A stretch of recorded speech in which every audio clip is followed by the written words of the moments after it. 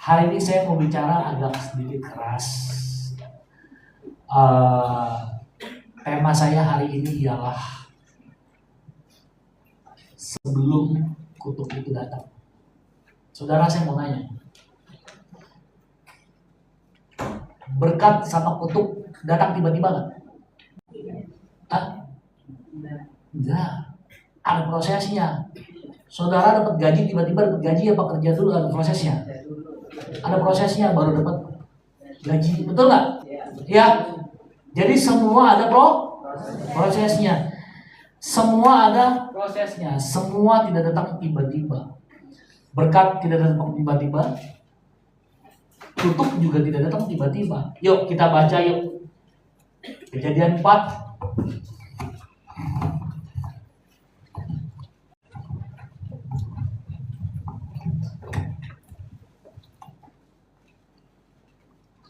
Kita hari ini belajar dari satu tokoh, tetapi kita belajar dari satu tokoh. Total keseluruhan 4 tokoh kita belajar, tapi satu tokoh ini kita fokus ke satu tokoh, yaitu dari Kain, saudara. Yuk, Kejadian pasal 4, boleh dibuka. Ayat yang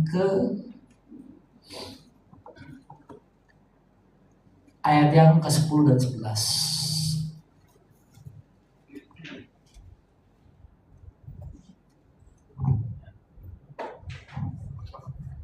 Firman Tuhan ya, firman-Nya, apakah yang telah kau perbuat ini? Tuhan bilangnya, lalu bertanya sama Kain, darah adikmu itu berteriak kepadaku dari tanah. Maka sekarang terkutuklah engkau, terbuang jauh dari tanah yang mengangkat mulutnya untuk menerima darah adikmu itu dari. Saudara boleh cek yang saya dapatin, saudara. Itu Kain itu setidaknya manusia pertama, ya. Kain itu yang langsung terucap dari mulutnya Tuhan, terkutuklah engkau. Beda kalau ketika Nuh mengutuk keturunannya, yaitu Kanaan ya. Kanaan dikutuk itu dari mulutnya Nuh, bukan dari mulutnya Tuhan langsung, ya. Tetapi ini yang langsung dari mulut Tuhan ini Kain, saudara. Kain. Nah, saya bilang saya berpikir, saudara, bahwa kok bisa ya Tuhan langsung mengutuk Adam waktu jatuh ke dalam dosa. Tuhan nggak kutuk Adam, Tuhan kutuk tanah, betul? Tuhan kutuk tanah.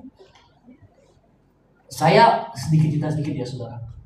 Kain waktu itu mempersembahkan persembahan, ya, dari dari hasil bumi dia, ya, persembahkan buat Tuhan sebagian, ya. Lalu Habel mempersembahkan buah sulung, ya, buah sulungnya dari anak dari anak pertamanya itu dia korbankan buat Tuhan. Saudara, yang diterima itu Habel, ya. Yang diindahkan itu, yang nggak diterima itu Kain, saudara. Sejak hari itu Kain menjadi panas hati, oke? Ketika Kain panas hati, saudara, firman Tuhan datang sama Kain. Setuju ya? Yuk, kita belajar ya, ada prosesnya bagaimana kutuk itu bisa menjelma jadi kutuk. Ya, kita belajar, jangan sampai kita seperti ini. Kita belajar ayat yang ke-6 dan ke-7 dulu. Kita mundur ke belakang, kita flashback ke belakang. Kita pelan-pelan ya. Apa yang membuat Tuhan marah sampai Tuhan melontarkan terkutuklah engkau? Ya. Sedangkan saya mau nanya, Kain melakukan pembunuhan berencana nggak? Pembunuhan berencana, betul ya? Saya mau nanya, Daud lebih parah nggak? Lebih parah Daud. Daud melakukan pembunuhan berencana nggak? Ya. Tapi kenapa Daud nggak dikutuk Tuhan? Kain yang dikutuk Tuhan, betul nggak? Iya kan? Kita belajar. Ayat yang ke-6. Firman Tuhan kepada Kain apa? Mengapa hatimu panas dan mukamu muram? Apakah mukamu tidak akan berseri jika jika engkau berbuat baik. Tetapi jika engkau tidak berbuat baik, dosa sudah mengintip di depan pintu. Ia sangat menggoda engkau, tetapi apa? Engkau harus berkuasa atas. Saudara harus berkuasa atas dosa lo. Ya, memang daging lemah tapi roh penurut. Tapi saudara harus berkuasa atas dosa. Amin. Saudara harus berkuasa atas dosa. Ya, memang daging lemah tapi roh penurut. Tetapi firman Tuhan jelas bilang engkau harus berkuasa atas dosa. Saudara perhatikan. Sebelum jatuh ke dalam dosa, Kain diperingati Tuhan, bro. Betul ya? Saya mau tanya, ketika Daud mau jatuh ke dalam dosa, Tuhan datang gak sama Daud? Datang gak? Berarti kalau secara pikiran saya, kasih setia Tuhan lebih besar sama Kain ketimbang Daud. Kenapa? Ketika Daud mau jatuh ke dalam dosa, Tuhan gak peringatin Daud. Betul gak? Enggak. Tuhan peringatin Kain waktu Kain mau jatuh ke dalam dosa. Sudah berperhatikan, saya belum pernah baca, walaupun Tuhan menerima persembahan Habel, tapi saya belum pernah baca Tuhan menemui Habel secara langsung. Betul nggak? Betul ya? Saya malah membaca Tuhan berkali-kali menemui Kain. Secara logika berarti kasih setia Tuhan lebih besar sama Kain. Betul ya? Tetapi yang Kain lakukan yang pertama, yang membuat kuduk itu jadi? Kain mengabaikan peringatan Tuhan. Kain mengabaikan peringatan Tuhan. Ketika Tuhan berbicara ini, Kain diem aja. Kain gak nolak. Tapi Kain diemin Tuhan. Acuh gak acuh Kain.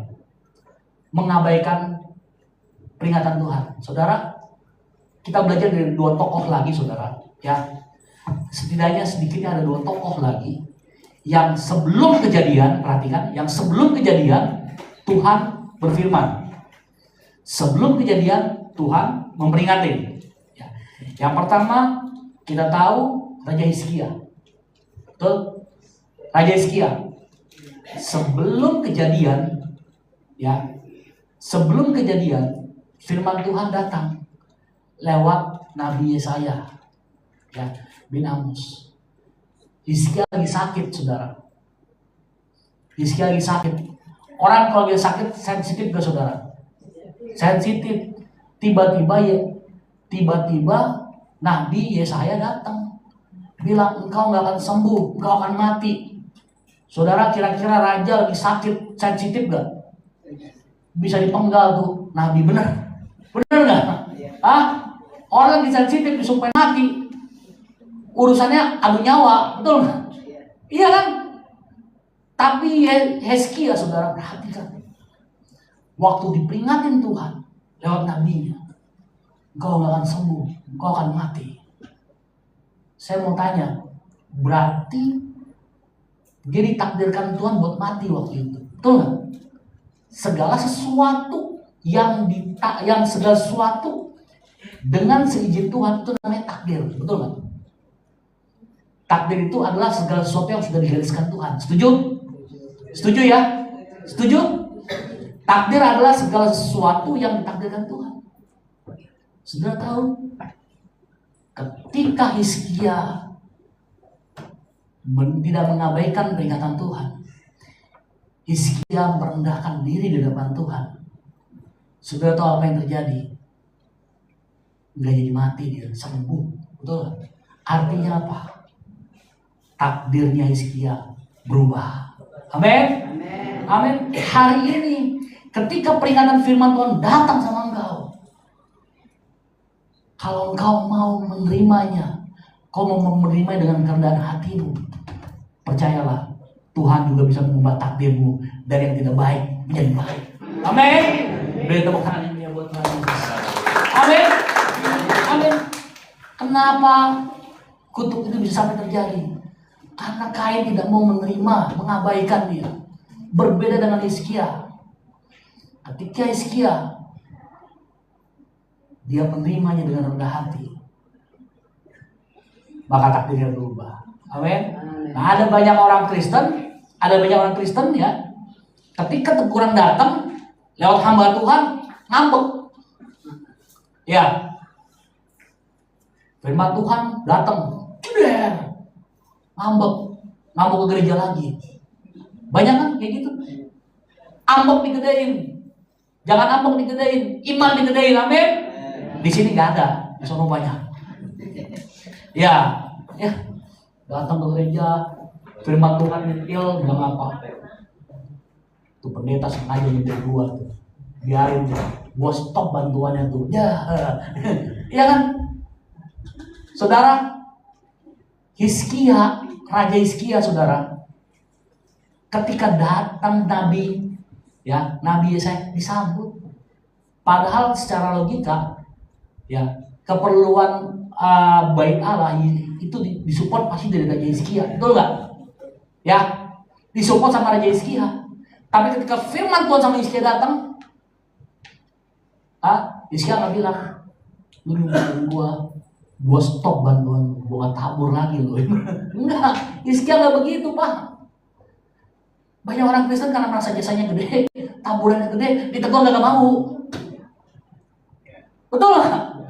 Iya kan? Bener nggak? Nggak mah.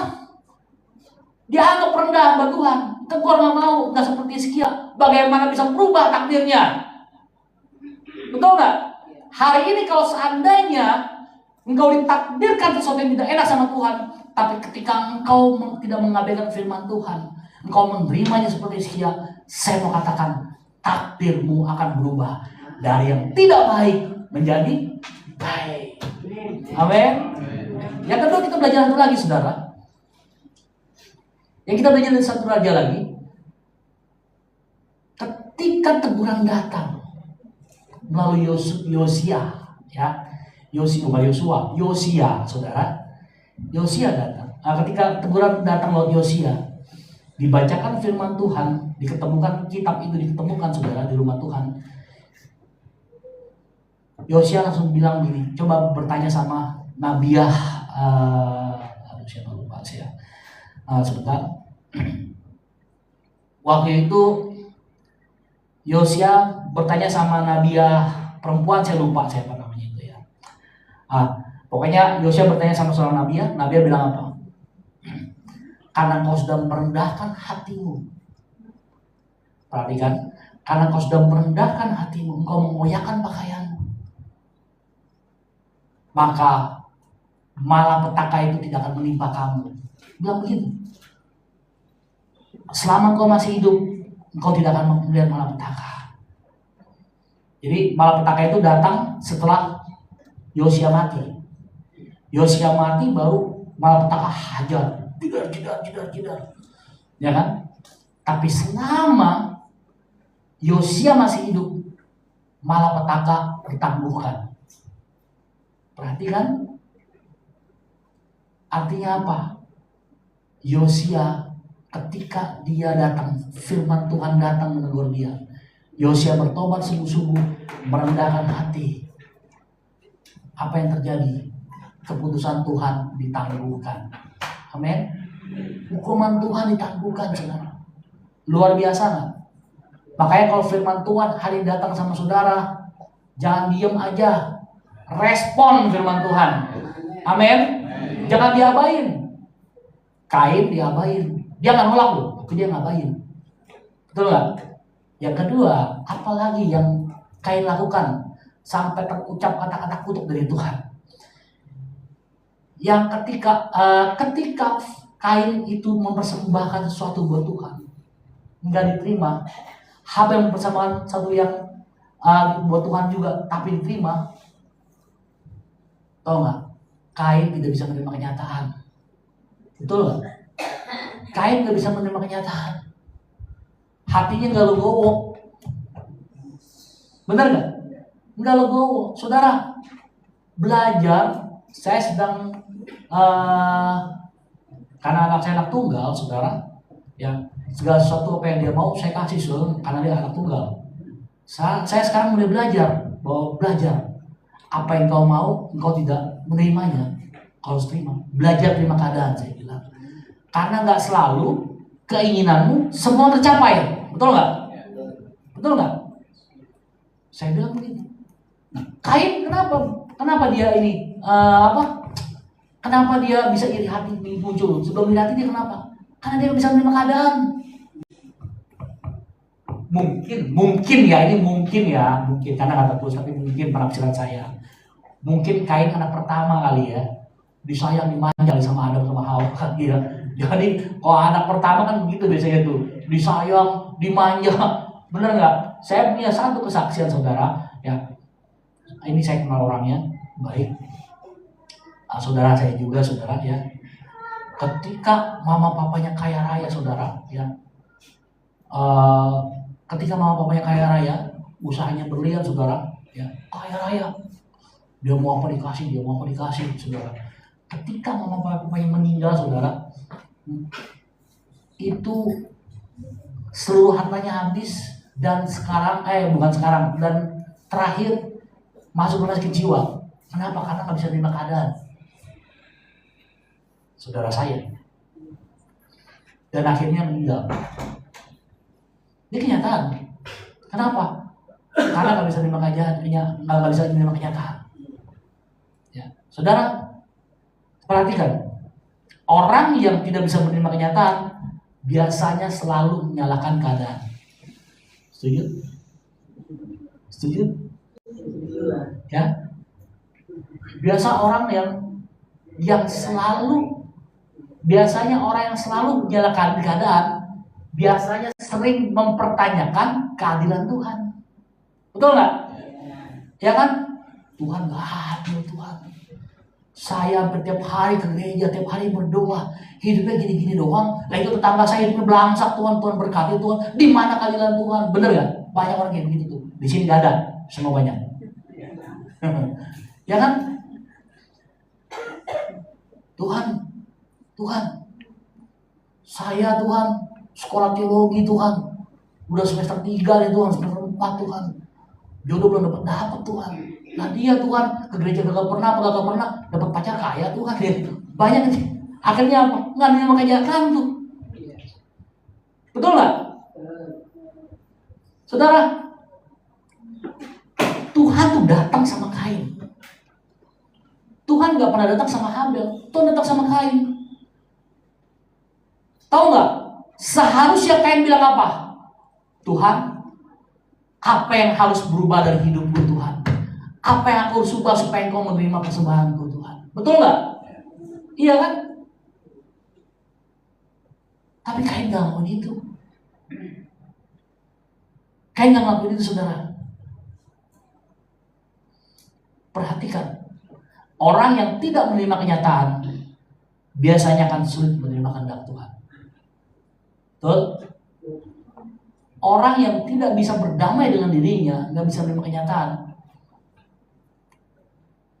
sulit menerima kehendak Tuhan. Saya yakin di sini semua yuk belajar terima keadaan. Amin. Belajar terima keadaan. Seperti yang saya bilang, ketika firman Tuhan datang, yang pertama jangan diabaikan, jangan ditolak, jangan ambok digedein. Firman Tuhan datang, besok mau gereja lagi.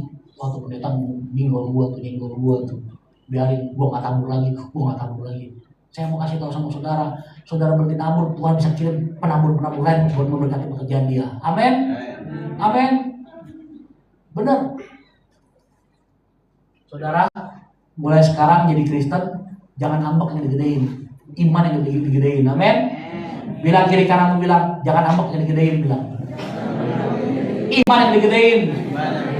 Amin. Jadi kalau firman Tuhan datang, terima, jangan diabain. Ya, yang kedua, kalau firman Tuhan datang, kalau bisa terima kenyataan, ya, bisa terima kenyataan, ucap syukur dalam segala hal. Amin. Lalu apalagi yang Kain lakukan? Yaitu Kain iri hati. Nah ini iri hati. Saudara, perhatikan saya. Saudara perhatikan saya. Iri hati mulai lahir. Perhatikan ya. Iri hati mulai lahir ketika engkau sibuk melihat berkat orang lain. Betul nggak? Perhatikan. Mungkin saudara bilang, ya itu di Alkitab iri hati makain. Saya emang enggak, Pak Pendeta. Perhatikan hidupmu. Kalau engkau melihat tetanggamu diberkati, engkau terasa sakit, itu iri namanya. Hah? Ketika tetanggamu beli mobil baru, engkau galau, itu iri namanya.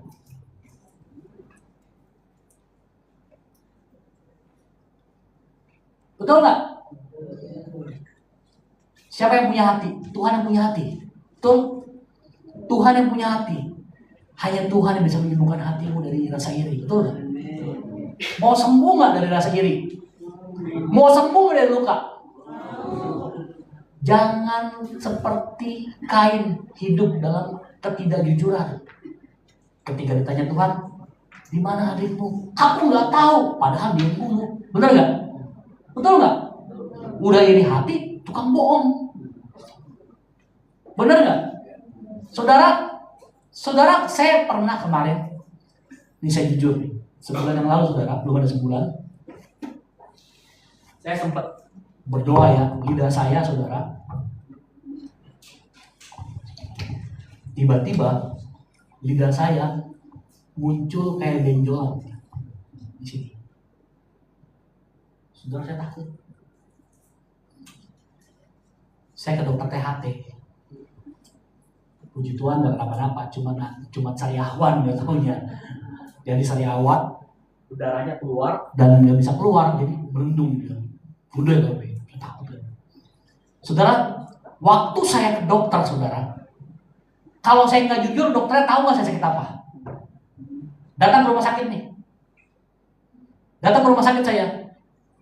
Dokter nanya sakit apa? Terus saya bilang, ya, dokter kan dokter pintar kan, coba dokter cek sendiri sakit apa. Berani nggak sih ngomong begitu?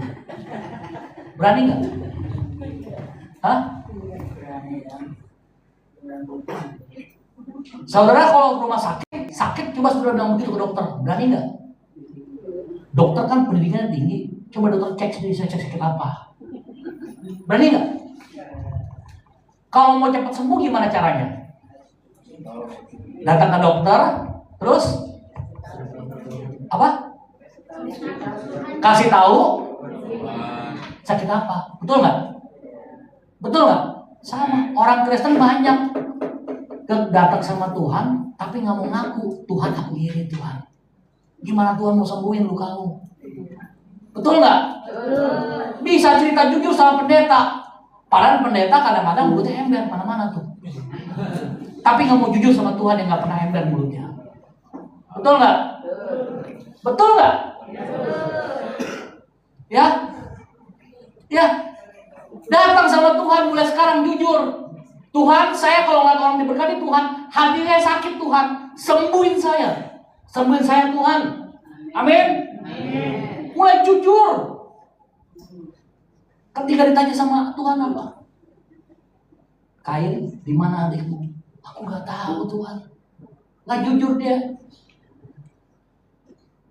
Ketika orang sakit tanya Tuhan, apa yang mau aku perbuat bagimu? Rabuni aku Tuhan. Dan Tuhan bilang apa? Jadilah sembuh. Amin. Amin. Ketika Tuhan datang, ketika kau datang sama Tuhan, jujur apa yang kau butuhkan. Siapa yang mau hatimu sembuh dari luka? Ungkapin sama Tuhan, Tuhan, hati saya luka Tuhan. Amin. Hati saya, iri hati kalau kau pupuk jadi benci. Betul nggak? Jadi benci kalau nggak sampai jadi penyakit. Ya, mau hidup dalam kebencian, mau hidup dalam iri hati, saudara, iri hati itu parah loh saudara. Wih, tetangga beli mobil baru, dia doa sama Tuhan, Tuhan, tetangga Tuhan pamer, Tuhan, jalan banyak Tuhan, kenapa dia bisa lewat rumah saya Tuhan? Dia mau lewat rumah gua, bodo amat, suka-suka dia, bener nggak? Hatimu aja kagak beres, iya nggak? Dia mau lewat jalan mana ya terserah dia. Datang sama Tuhan, Tuhan, dia Tuhan, Tetangga saya bingung baru Tuhan, petatang petenteng Tuhan, bukan petatang petenteng, itu lagi bokeh, makanya sensitif. Bener, bener nggak? Orang bokeh sensitif biasanya, betul nggak? Perhatiin deh, orang sakit paling sensitif, orang bokeh sensitif, senggol bacok. Bener, betul nggak? Iya kan? Iya kan? Makanya ada pepatah bilang, ini tanda tak. Kalau engkau masih iri tentang mau diberkati Tuhan, tandanya engkau sudah mengakui dirimu kalah sama dia. Kau gak mampu seperti dia. Betul gak? Saya punya kesaksian saudara, untung mertua saya gak ikut. Kemarin mertua saya ikut kan. Jujur nih saudara, jujur, dulu saya iri saudara. Jujur saya tuh iri. Dulu waktu saya belum punya rumah, saya dulu hidupnya susah. Saya susah hidupnya. Anak saya tahu, saya numpang. Siapa di sini yang ngontrak? Yang ngontrak saya. Saudara lebih hebat dari saya. Saya nggak mau ngontrak bu. Saya numpang sama mertua. Pondok mertua indah dan kadang-kadang nggak indah. Kebanyakan indahnya sih, ya kan? Saudara tahu? Saya iri gini ya benar, nggak tahu saudara tahu ya. Waktu saya melihat saudara, mertua saya kan waktu itu ada berkat lah. Dia bayarin hamba-hamba Tuhan ke Israel. Ya, dan teman-temannya kurang lebih 13 orang dari Israel. Sudah tahu, saya tuh jengkelnya setengah mati. Saya bilang sama mertua, gue gak berhikmat tuh. Saya bilang begitu kan. Ngapain sampai ratusan kita ngebayar orang? Nih gue belum punya rumah, lu gini. Ya kan? Iri saya. Iri. Bener. Saya nggak bohong. Iri saya. Saya bilang apa? Lihat menantunya nggak punya rumah segala. Kalau saya tahu saya sekarang, saya lihat begitu saya dulu, saya mau bilang, lu tukang iri lu, benar nggak? Duit mertua, dia mau sobek, dia mau bakar, dia mau apain, itu urusan dia, benar nggak? Dia mau bagi-bagi orang, itu urusan dia, betul nggak? Saya iri saudara. Kenapa? Karena saya nggak mampu keluar negeri. Jujur nggak? Jujur. Tapi kemarin ketika terakhir ada seorang hamba Tuhan diajak jalan-jalan mertua saya dekat sama hamba Tuhan perempuan. Diajak ke Korea, diajak ke Vietnam, diajak ke mana. Saya nggak iri. Kenapa? Saya bisa ke sono juga pakai duit saya. Bener nggak? Kenapa saya nggak iri? Karena saya mampu. Iri tanda tak. Betul nggak? Siapa yang masih iri sini? Hati-hati, tanya kok nggak mampu. Bagaimana supaya kau nggak iri? Datang sama Tuhan, ungkapin kejujuranmu. Tuhan, saya masih iri. Tuhan, saya masih iri. Ketika kau jujur sama Tuhan, hidup pasti berkati Tuhan. Amin. Ingat. Kalau Tuhan bisa tolong orang lain, Tuhan juga bisa tolong saudara. Dia nggak pernah pilih kasih. Betul nggak? Jadi nggak perlu iri lagi. Nggak perlu iri lagi. Saudara, saya berharap di sini nggak ada yang saling iri ya. Nggak ada yang saling iri. Yang satu dipakai sama Pak Ketua, ngajarnya banyak, yang satu jarang ngajar, ngiri gitu kan. Mesti datang dong sama Tuhan dan Kain ketika itu mesti datang sama Tuhan, apa yang harus kuubah Tuhan dalam hidup saya Tuhan supaya kau terima persembahan saya. Sama, yang satu dipakai sama Pak Ketua banyak, yang satu dikit. Mestinya dikit datang sama Pak Ketua apa yang harus saya lakukan supaya Pak Ketua bisa kayak saya tugas banyak. Benar nggak? Iya kan? Jangan iri jadi orang. Jangan iri, karena iri tanda tak. Mohon maaf ya. Saya bicara agak keras, mohon maaf. Saudara, perhatikan, iri hati, ya. Iri hati itu membuat Anda merasa tersiksa. Hati meluka ketika mau melihat orang lain diberkati Tuhan, betul nggak? Ya, iri hati. itu membuat Anda hidupnya nggak enak tuh. Mau makan susah, mau apa-apa. Di sini ngeganjel. Melihat orang diberkati Tuhan, ditolong Tuhan, ngeganjel. Saya mau bilang iri hati itu namanya. Iri hati. Saya mah nggak iri, Pak Pendeta. Cuma saya kesel aja melihat dia kayak petantang-petenteng begitu. Betang-betang mau beli mobil baru, jalan di sini, petantang-petenteng. Emang ada jalan lain? Saya mau bilang engkau iri namanya itu. Ya, dia beli motor baru, Pendeta. Tahu nggak Pendeta beli motor baru? Tiap hari dilapit, dia berani mau lapit itu urusan dia. Bener nggak? Dia omong-omongin, itu iri itu namanya tuh. Saya berharap di sini nggak ada iri ya. Amin. Jangan sampai kayak Kain. Karena iri hati sama kebohongan tuh tak sama tuh. Membela diri kan, bohong tuh bela diri. Nah, lalu apa lagi? Jadi prosesnya itu yang pertama mengabaikan, terus mengabaikan peringatan Tuhan, terus tidak bisa menerima kenyataan, iri hati, berdusta, lalu apa lagi? Ayo. Lalu firman Tuhan datang sama Kain. Oke. Firman Tuhan datang sama Kain. Jadi perhatikan, sebelum Kain berbuat dosa, Tuhan datang. Betul ya? Dan setelah Kain berbuat dosa, Tuhan datang lagi sama Kain. Luar biasa nggak sebenarnya kasih setia Tuhan sama Kain? Luar biasa. Ayo kita baca ya. Ayat yang ke-10 dan ke-11-nya.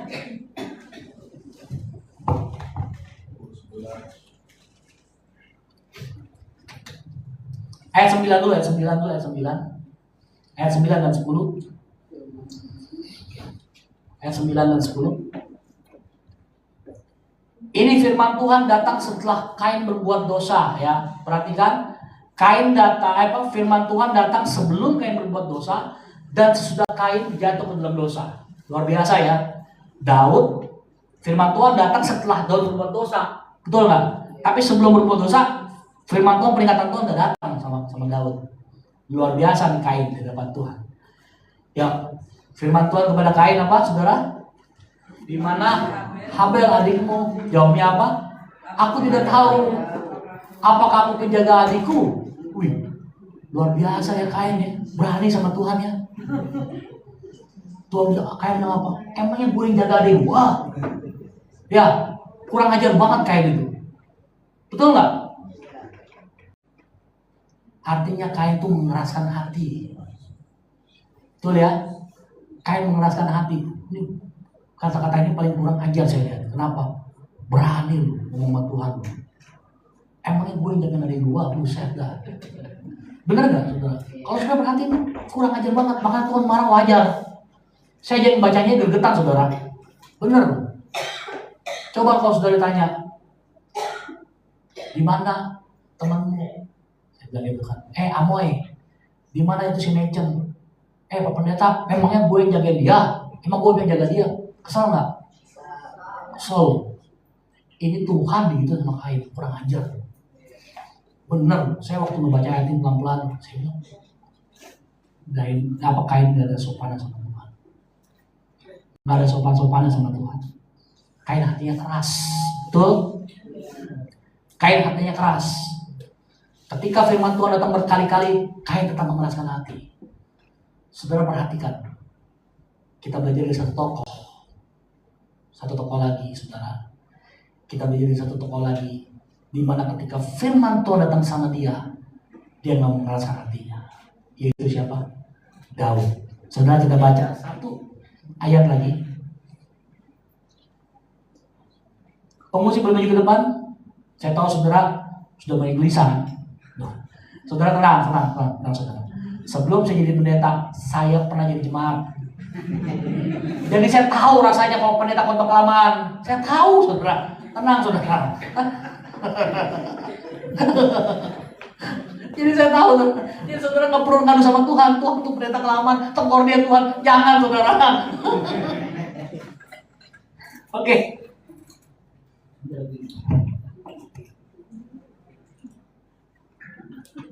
Saudara, kita akan belajar dari satu tokoh lagi. 2 Samuel 12 ayat 11 sampai 12. Saudara, silakan buka 2 Samuel 12 ayat 11 dan 12 tentang mengeraskan hati. Jadi Kain, ketika firman Tuhan datang sama Kain, Kain gak berubah. Dia malah nantangin Tuhan, emang ya gue yang jaga adek. Beda sama Daud. Udah, semua kita baca sama-sama yuk. 1, 2, 3. Beginilah firman Tuhan yang akan ditimpakan ke atasmu.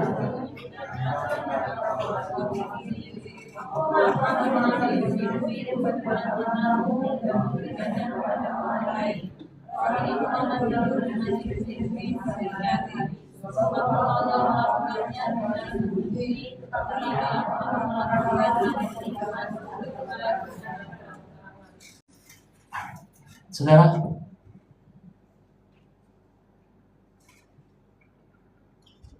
ayat yang ke-13 yang terakhir, ayat yang ke-13 ayat yang ke-13 Doa berkata sama Natan apa?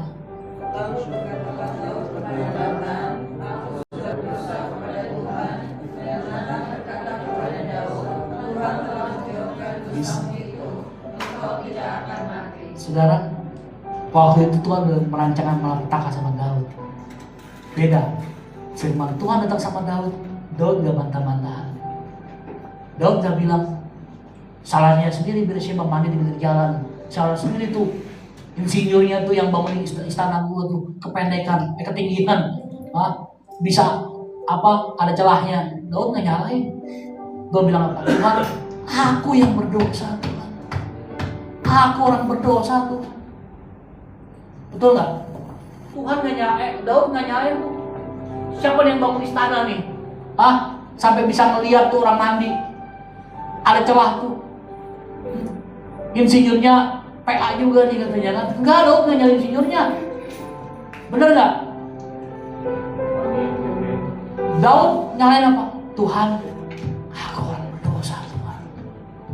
Dia nggak kerasin hati. Ketika firman Tuhan datang, dia nggak kerasin hati. Dan Daud bilang, dan firman Tuhan bilang apa? Tuhan telah menjauhkan dosamu. Dan firman Tuhan bilang apa? Engkau tidak akan mati. Saudara, hari ini kalau firman Tuhan datang kepadamu, kau terima, kau bilang Tuhan, aku hanya orang lain Tuhan. Aku yang salah. Aku yang berdosa Tuhan, ampuni aku. Saya mau katakan kau tidak mati lagi. Imanmu tidak mati lagi. Mungkin keuanganmu sedang mati, tapi ketika kau ngaku dosa di depan Tuhan, keuanganmu pun gak mati lagi. Amin.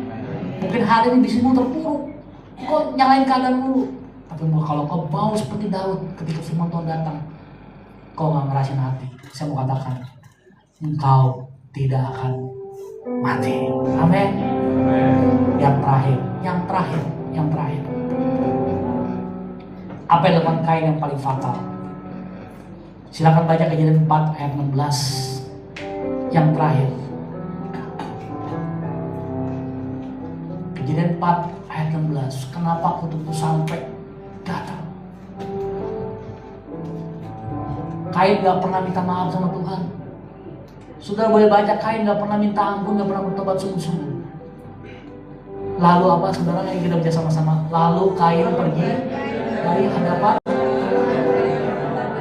Saya mau tanya sama saudara, ketika Tuhan berfirman sama Kain, Tuhan gak bilang kau pergi.